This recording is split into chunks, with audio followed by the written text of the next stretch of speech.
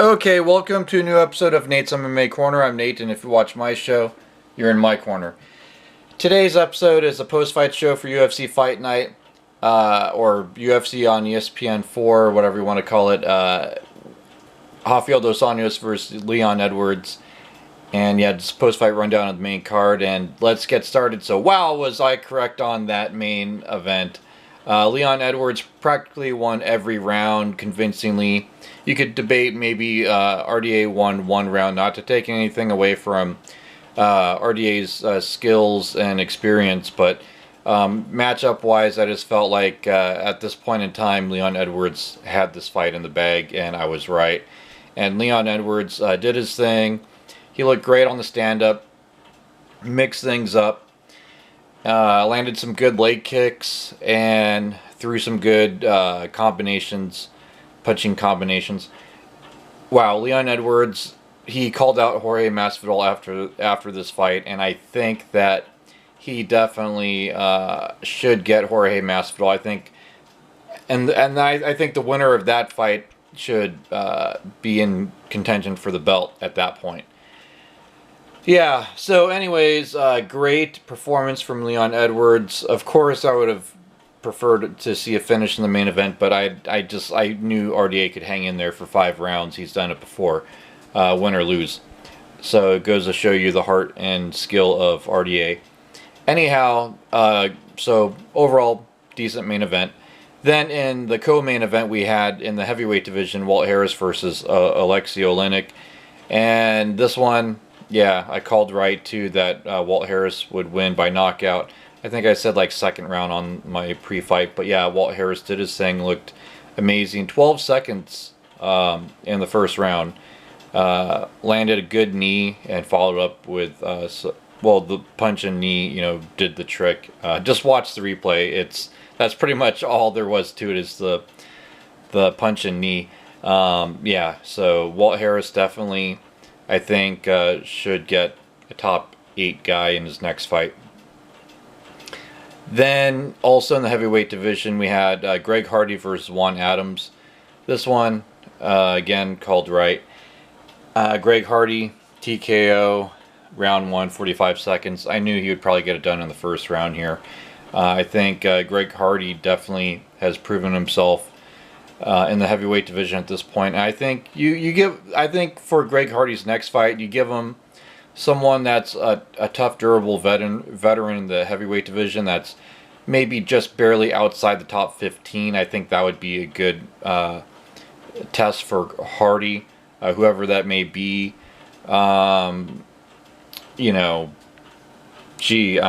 it's hard to say who should that be, but I think it should be someone outside the top 15, but definitely name opponent. I think that would be good for Hardy, because then if he wins that, then you can give him a top 15 and then have him start working his way towards the belt.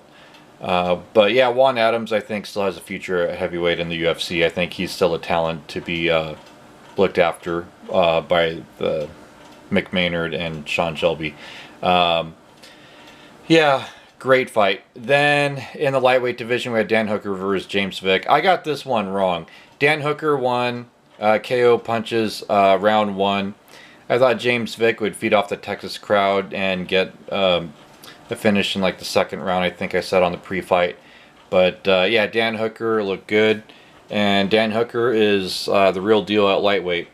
He's definitely proven himself and done good for himself in the UFC overall in his career.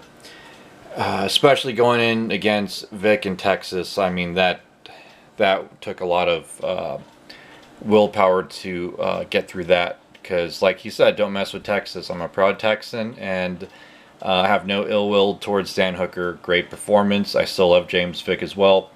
Then, also in the lightweight division, we had Alexander Hernandez versus Francisco Trinaldo. Got this one right.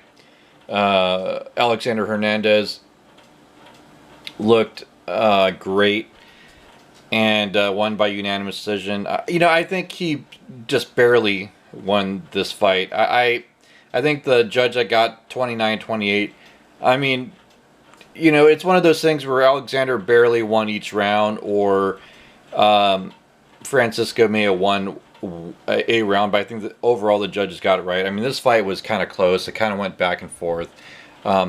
Francisco Trinaldo definitely landed some good shots, but I would still give the edge to Alexander in this fight. This fight was just, yeah, not a whole lot happened, but it was, they were going at it. They're picking their shots. Good fight. Then in the heavyweight division to kick off the main card, we had Andrei Arlovski versus Ben Rothwell. Now this one I got right. However, I did not think it was going to go by the judges' scorecards to a decision. I think Andrei Arlovski needed this win more than anything else. I'm glad he got the win. And Ben Rothwell, man, he's lost twice now to Arlovski. I think Arlovski just at this point has Rothwell's number. And, Rothwell is a talented heavyweight. He's fought in, other big promotions. And Andrei Arlovski, yeah, I think this was a career match where his career was on the line in this match. And he pulled through with flying colors, won by unanimous decision, and looked good doing it and had a lot of heart.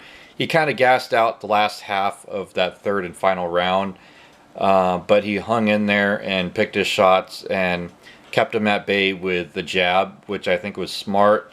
And him keeping him bay with the jab kept Rothwell from knocking him out and finishing him. And so Arlovski was smart there. Anyways, that wraps up the post-fight show for this card. Stay tuned in the coming days for my pre-fight for UFC 240 Holloway versus Edgar. And as always, until then, I will see you.